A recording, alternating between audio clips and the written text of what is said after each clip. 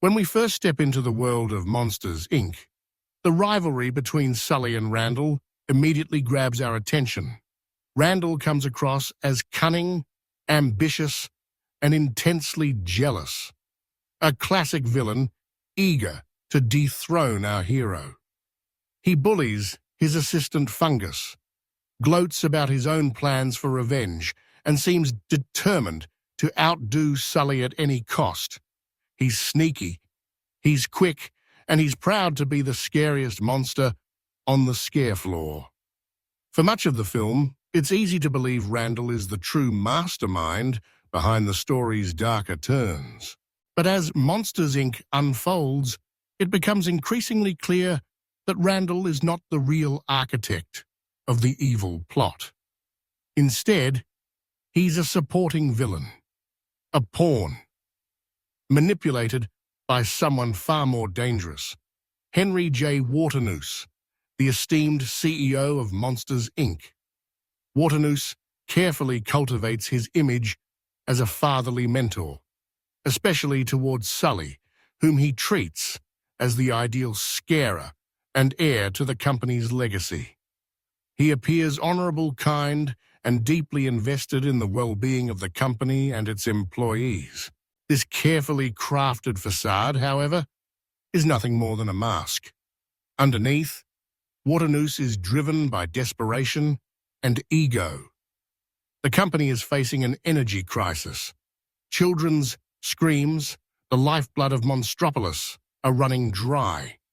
Waternoose, obsessed with saving his company and preserving his family's legacy, is willing to do anything, no matter how cruel or unethical. He masterminds the development of the Scream Extractor, a device capable of forcibly harvesting scream energy from children. This invention isn't just a technological breakthrough. It's a symbol of Waternoose's willingness to cross any line for the sake of his own power and reputation. Randall, for all his bravado, is manipulated and kept in check by Waternoose. Waternoose exploits Randall's envy of Sully, fueling his insecurities. He keeps reminding Randall that he'll never be as good as Sully, cleverly using Randall's ambitions to further his own ends. When Waternoose tells Randall that Sully is twice as scary, it isn't just an insult. It's a calculated move to keep Randall motivated and under his control.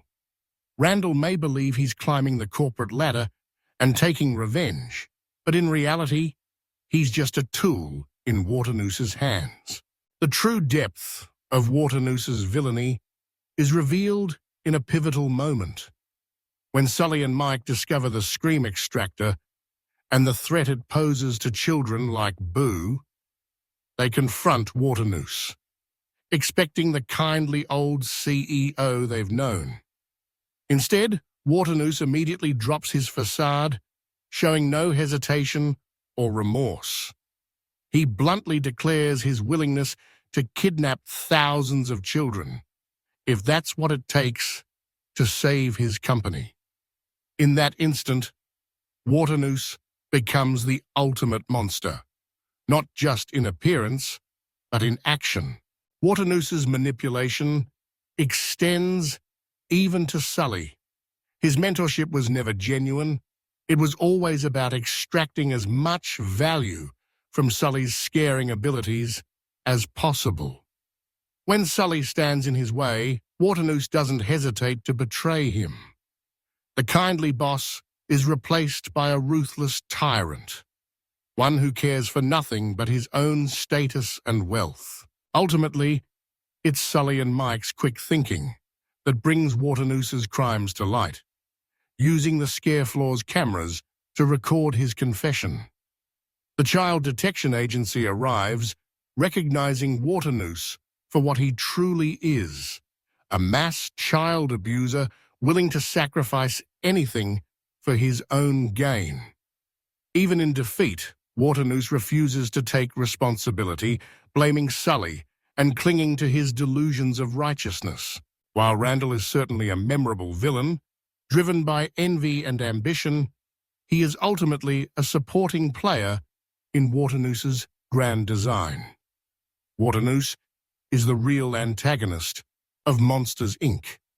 A monster not because of his appearance, but because of his willingness to do anything to preserve his legacy, no matter the cost to others.